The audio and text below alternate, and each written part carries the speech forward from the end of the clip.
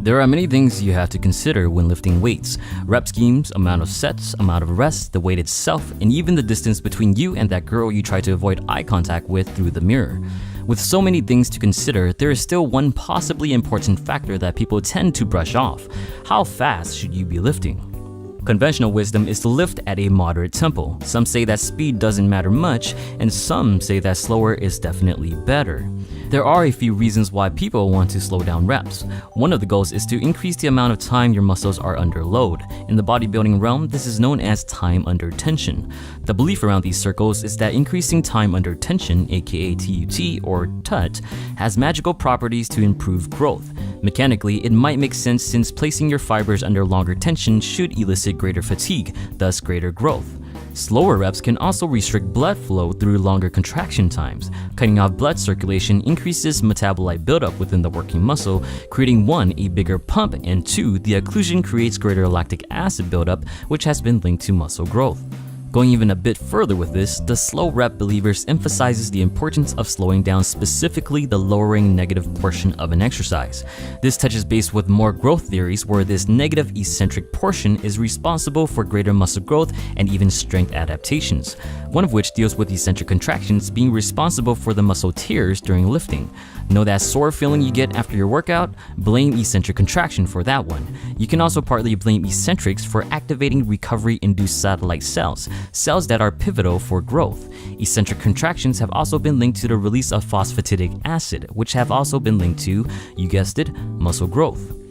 Well, it's one thing to hypothesize the possibility of slower reps and greater time under tension increasing growth, but how does the applied research stack up? Studies that look directly into time under tension have shown that, unfortunately, it doesn't provide any significant benefits. And the big reason is because greater time under tension means you have to use lighter weights. Let me explain. When you're trying to find a weight that you can perform for 8 reps per set using a conventional lifting speed, it's usually a weight that's around 75% of your 1 rep max, aka the weight that you can lift one time and only one time. If my 1 rep max for an exercise is 100 pounds, I can expect to do 8 reps of 75 pounds using a regular tempo. Now if I try 8 reps of 75 pounds at a slower speed, say 5 seconds up and 5 seconds down, I won't be able to do all 8 reps. So right away I have to lower the weights, and it's at this point where things start to go bad for the slower rep fad. You see, there are 2 things that generally dictate muscle growth effectiveness.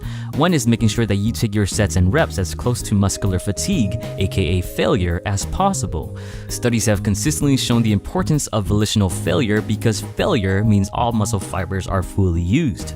Slow and fast rep speeds will be able to achieve failure, but faster speeds have a small advantage. At a faster rep speed, you will not only be able to lift heavier weights, but you will also simultaneously recruit more muscle fibers to exert a greater force. Slower reps also utilizes mainly smaller type 1 fibers, which doesn't help with growth as much as bigger type 2 fibers.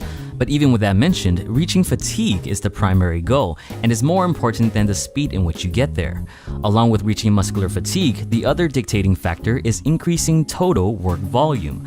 Total work volume is the product of the amount of reps, amount of sets, and amount of weight you lift. Studies consistently show that greater total work volume means greater muscle growth.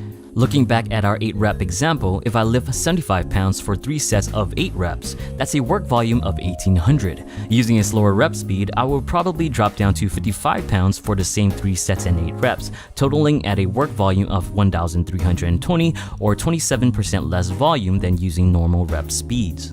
To summarize, the effectiveness of slow rep training might be held back to the fact that 1, although it does eventually recruit all your muscle fibers, it does not recruit as much simultaneously as faster reps would, which is important to not only muscle growth stimulation, but also important to increasing muscle strength. And 2, slower reps ultimately mean lower weights. Lower weights mean lower total volume means lower gains.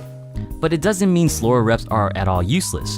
As mentioned earlier, there are some merits to the hypothesis of eccentric contraction, but more importantly is the fact that 1, you are stronger during the eccentric lowering phase of a movement. Stronger means lifting heavier weights, which adds more to your total work volume. An eccentric focused set, or some of you more commonly have heard it being called negatives, can serve as a finishing set to push your gains a bit farther. Another is that by lifting a slower eccentric phase, you are assuring that you're the one controlling the weight weight down instead of letting gravity do all the work, keeping more tension in your muscle. Also, a generally slower rep scheme is good for beginners to work on form and prevent injury. Obviously, the faster you go, the less in control you are of the weight. By controlling your speed, you control the weight. Now, if all of this still makes no sense to you, then the greatest takeaway is to simply just lift and not worry about it too much. Lift heavy, lift often, and lift consistently.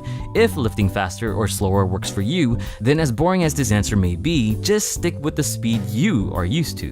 What's your thoughts on rep speeds? Faster or slower? What's better? Please share your thoughts. Please also like and share the video if you enjoyed it, and subscribe for more videos. As always, thanks for watching.